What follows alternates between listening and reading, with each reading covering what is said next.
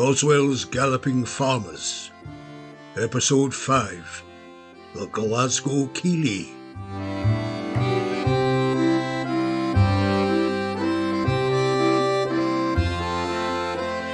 "60 years it's been. I can't quite believe it myself. You live your life, you think it's all behind you, but it's still there, inside you. The sights, the sounds, and the smell of it all. Aye, the smells. I've read a lot about it, the Gallipoli campaign, but I've never found anything that tells the story of what it was like for the ordinary ranker. I just think it's time somebody told that story."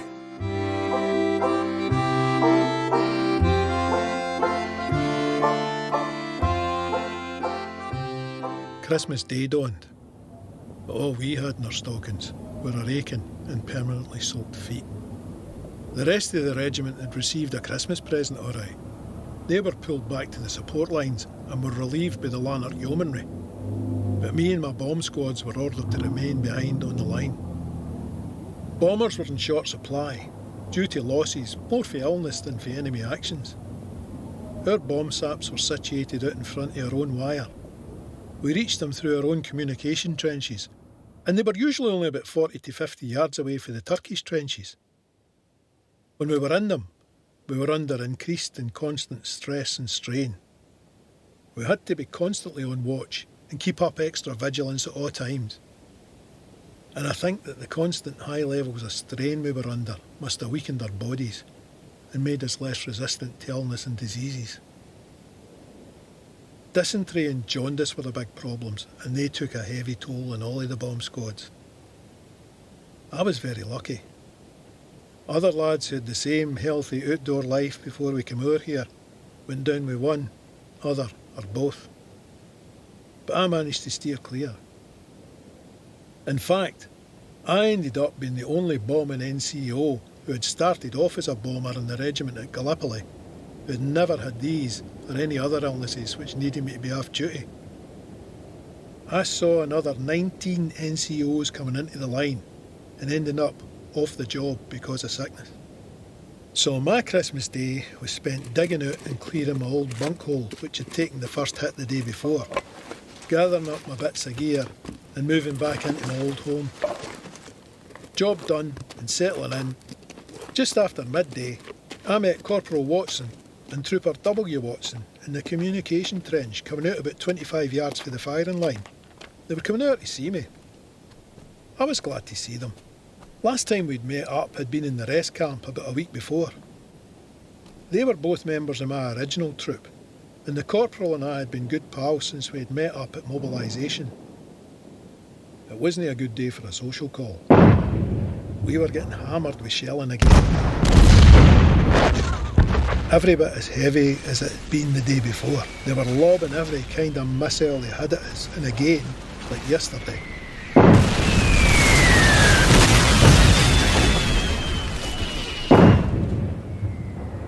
They seemed to be plastering our communication and support trenches.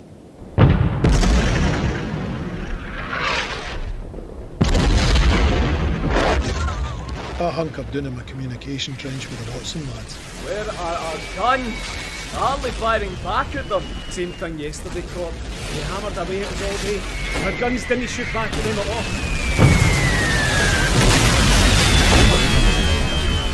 "Something's not right." "You're not wrong there, Barclay.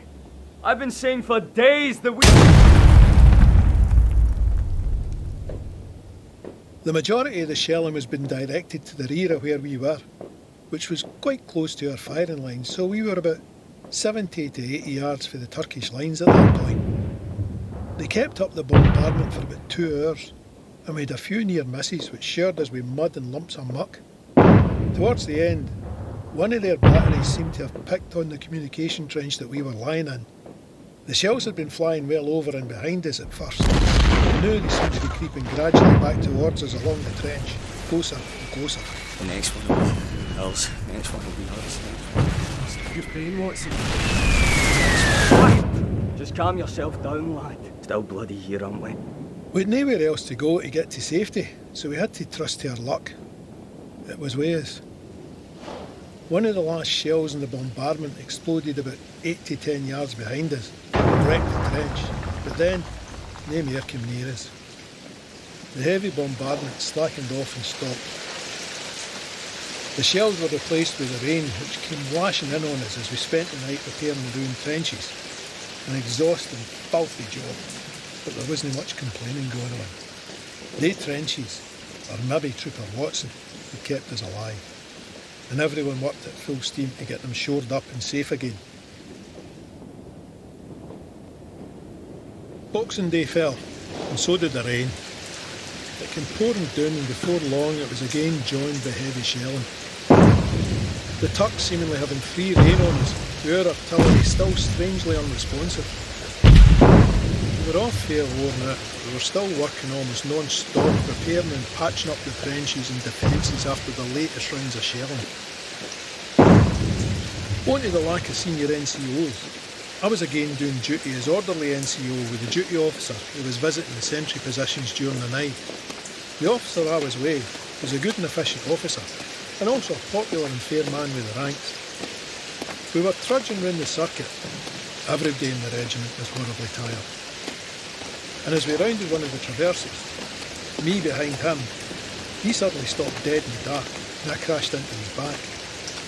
I keeked over his shoulder, and I could see that the sentry in the sentry bay was standing up on the firing step with his back to the corner, sound asleep. God, that poor idiot is in dead trouble.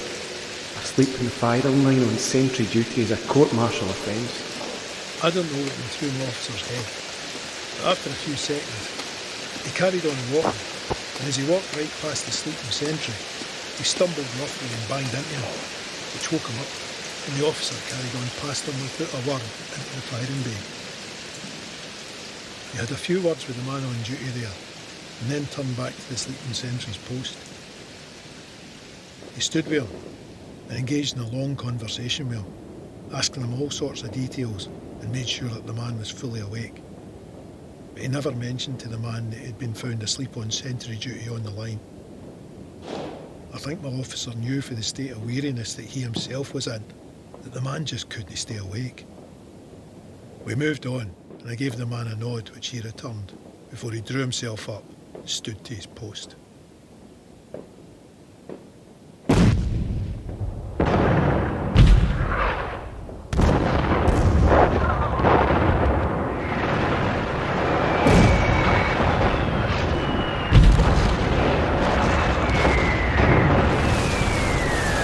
The next day, the 27th, saw the bombardment open up earlier than before. To about 10 o'clock they opened up with very heavy shelling and, we thought, without seemingly having to worry about our artillery firing back at them. They seemed to be getting more accurate than they had been before. Many more shells were dropping in or close to our front lines, and by mid-afternoon we were under the heaviest and most intense bombardment that had taken place on Gallipoli at any time since the landings.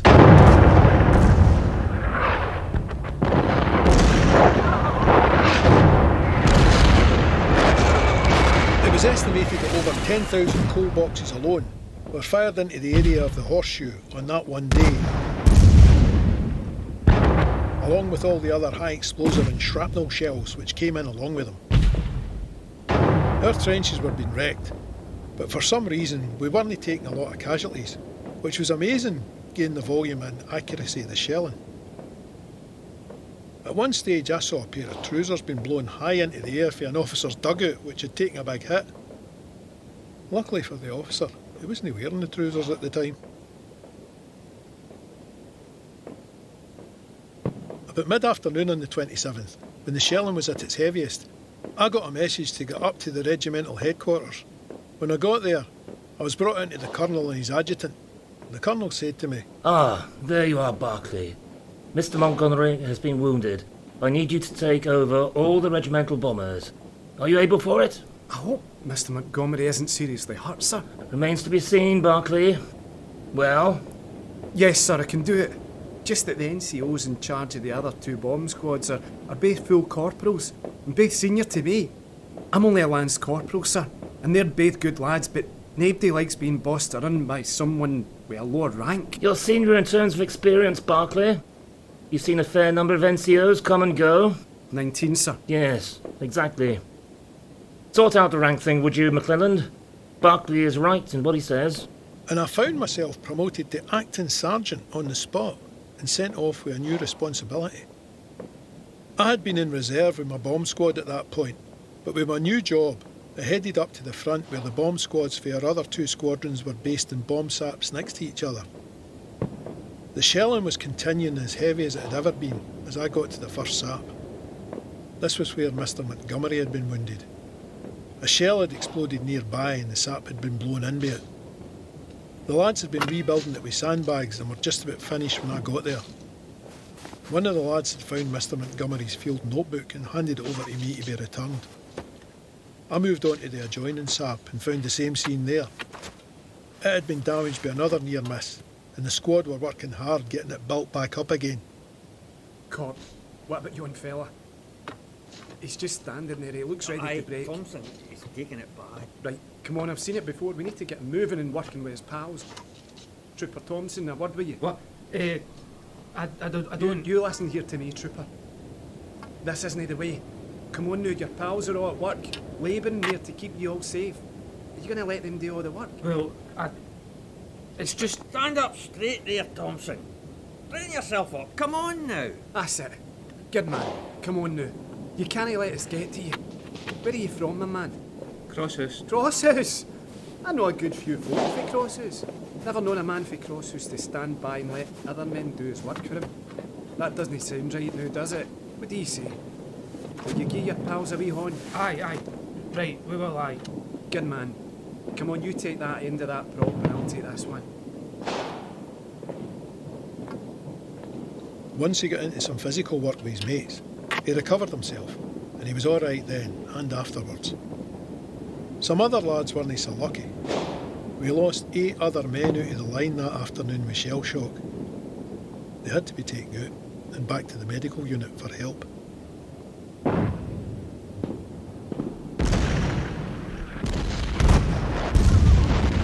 The heavy shelling didn't let up, but after a while I had to get on my way again. So I moved out to get back to the first sap to see how the lads were doing. I was moving along the firing line and just got to the junction with the rearward communication trench that joined it, when a trooper told me that B Troop, which had been my own original troop, was halted a few yards back down the communication trench. So I turned into it to have a word with him.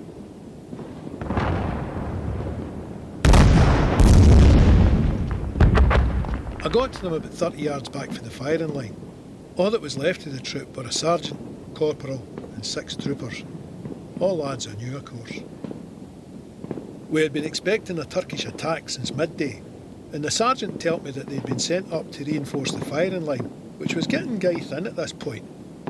But because the trenches had all taken such a battering, he wasn't sure if he was in the right place, and thought they'd got themselves lost. I told him, You're on the right road, you're only about 30 yards away. But is there any room for us up there? Aye, plenty. But come on, I better get back. Follow Barclay. the troop followed me back up the communication trench. The Turks were still bombarding us. And I was just a few yards from the firing line on my way back to the bomb site when it felt like a salvo for a whole battery all landed right on the spot at the same time.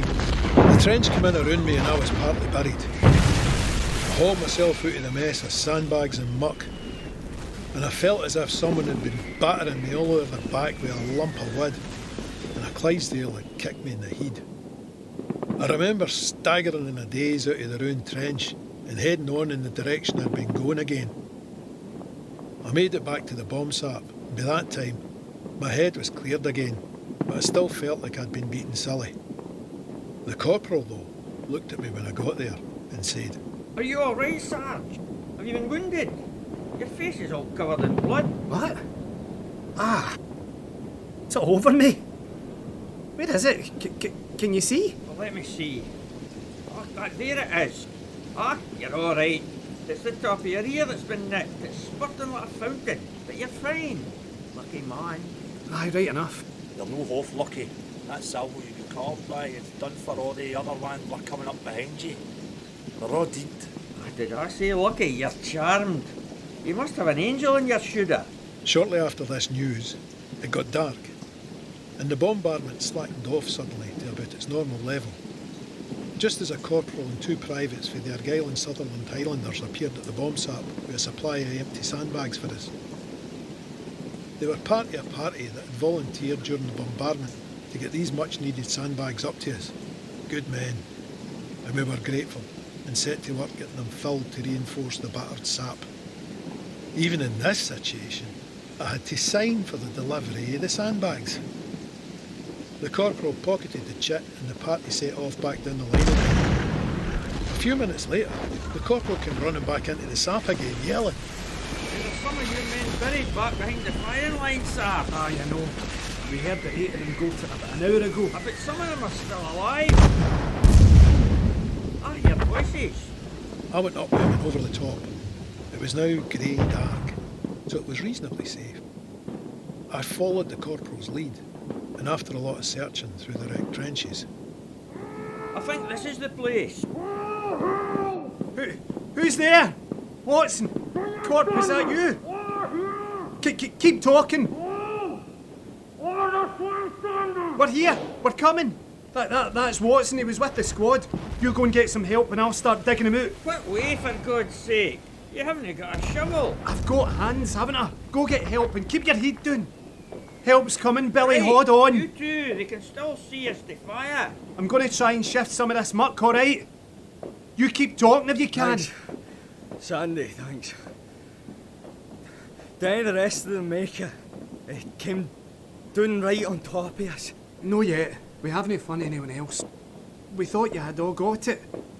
You keep talking, I'll keep digging. Thanks, Sandy. I'll give you a wee bit of the buns now, will I? Aye, that would be just the thing. But no tam o' shanter, eh?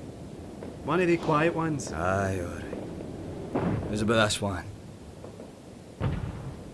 A fond kiss, and then we sever. A farewell, alas, forever. Deep in heart-wrung tears, I'll pledge thee. Warring sighs and groans, I'll wage thee. Who shall say that fortune grieved him, while the star of hope she leads him in a cheerful twinkle lights me? There you are, Billy. That's a face only a mother could love. And yours is a sight for sore eyes. Damn it! Hold on, Billy. It's not so bad this time, I'll get you.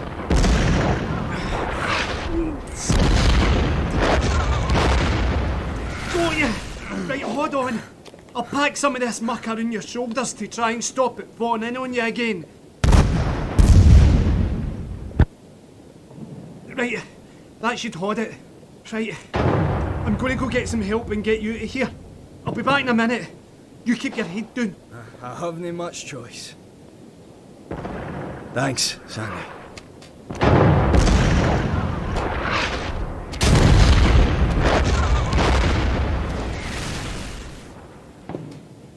You keep doing a phone kiss. I'll be back before you've finished it.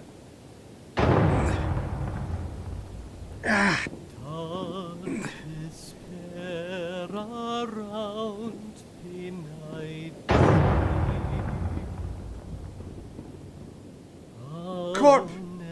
Corporal Chapman! Barclay, good man. What's the story? Is he alive? Aye. I've got him propped up in a hole. His head and shudders are free, but I can't get him out by myself. Right, well done, Barclay. Stretcher party, come with me. Chapman and his stretcher party followed me back over to where I'd left Watson. Bloody hell, Barclay! For Christ's sake! He'd finished a kiss and was quiet. I kept talking to him and telling him we were going to get him out and he would be alright. Grab these shovels, come on, and keep low. Get him out, quick! Move out of there. Here, I'll give you a horn. By this time, it was pretty dark, so we were able to work a bit quicker, and we were able to get him out and onto a stretcher. The stretcher party carried him back down the line for the doctors to look after him.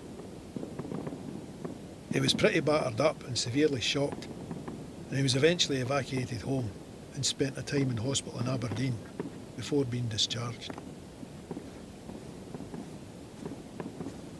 For the rest of the night, we were hard at work repairing and improving the trenches, which had all been pretty badly smashed about by the intensive bombardment. During the next day, the Turks kept up a pretty heavy shelling on our positions, but without doing too much damage to our rebuilt defences. And strangely enough, under all this fire, we actually managed to get some much needed rest.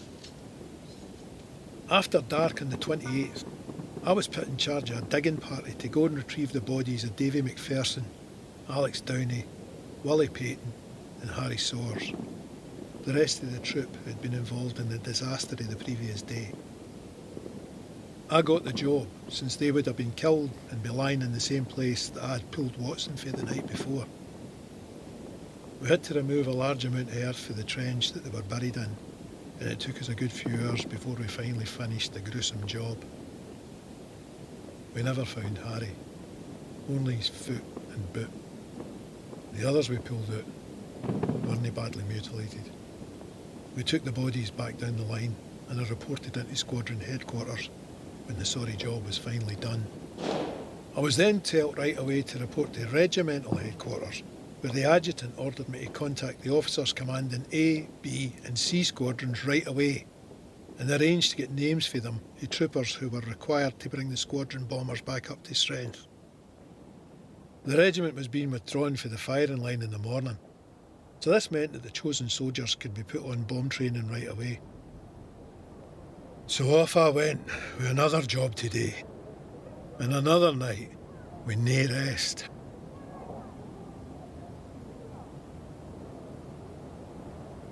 Early that morning, we were finally relieved by the Highland Light Infantry. When their bomb squad arrived to take over, I was in one of the bomb saps that had had a bad doing 2 days earlier. The corporal was a cocky wee Glasgow Keelie, who thought he was a cut above. I did the usual handover, telling them the snags and hazards of that particular sap and what we were doing to make it safer. He snapped back at me. He said he didn't need to be told by me what to do. He'd been through the 12th of July battle and he knew what was what. Fine, I thought. On you go, pal. On the morning of the 29th, we moved back to the Esky lines, and just as I finished the midday meal, I was told to take my bombers down to the rest camp and report to the regimental quartermaster sergeant, Sergeant Lammy, for fatigue duty. It seemed we were going to be evacuated for the peninsula on the following day. That was some surprise to me. I hadn't seen that coming for 1 minute. Maybe I should have. I led my squad down through the main Krithia Nulla, which was a slow job. It was deeper, which meant it was safer, and so it was used a lot more by anybody that could. Troops, ration parties, ammo parties, stretcher parties and so on. Coming and going all the time like Sucky Hall Street on a Saturday night. So it took us a fair while to get down. But we eventually did, and I reported back to the QMS.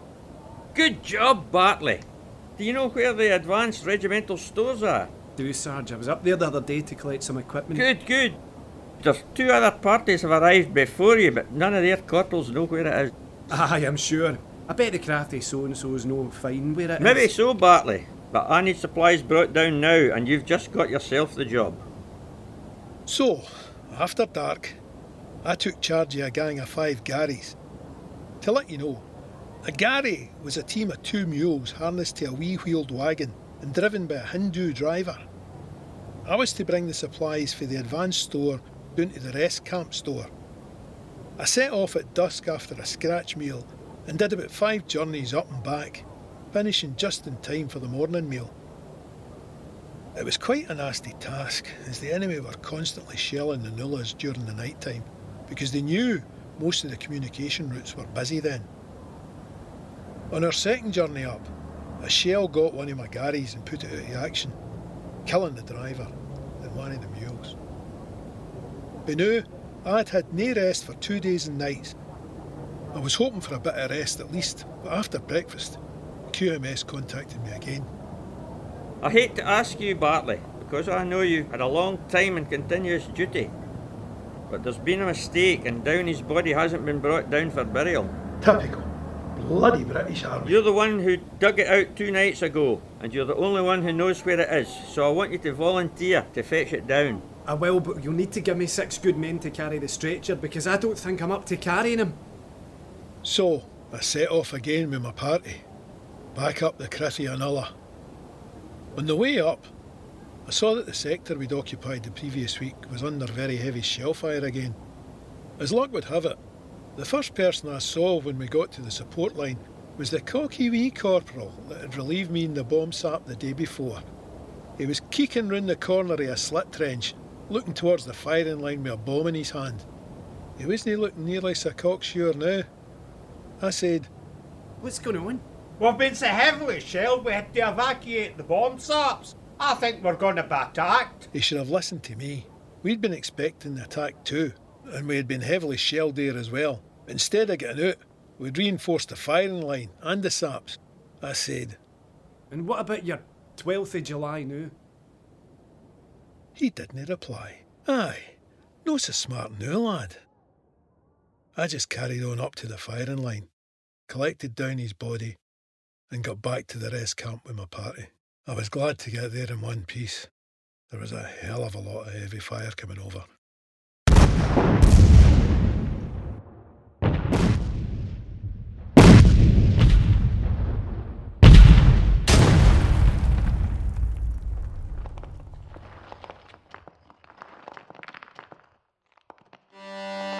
We're all in the mud, and we're kneeling and praying.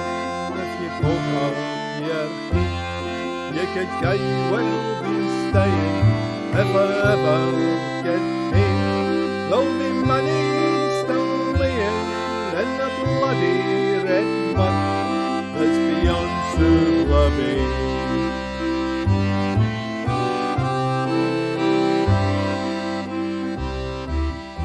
In Boswell'S Galloping Farmers, Sandy Barclay was played by Martin Gallagher and young Sandy by Lorenzo Navani.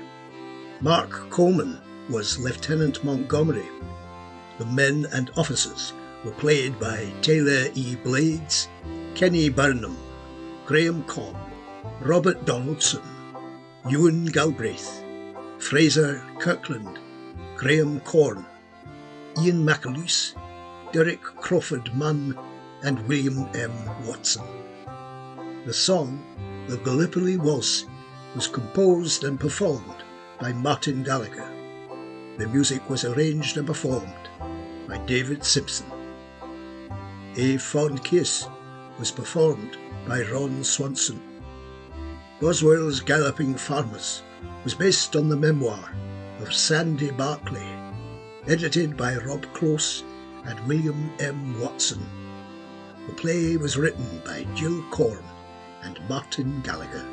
Our sound engineers are John Boyd, recording at the Hospital Broadcasting Studios, Glasgow, and Terry Merrick at Origin Studio, Dublin. Sound design was by John Boyd.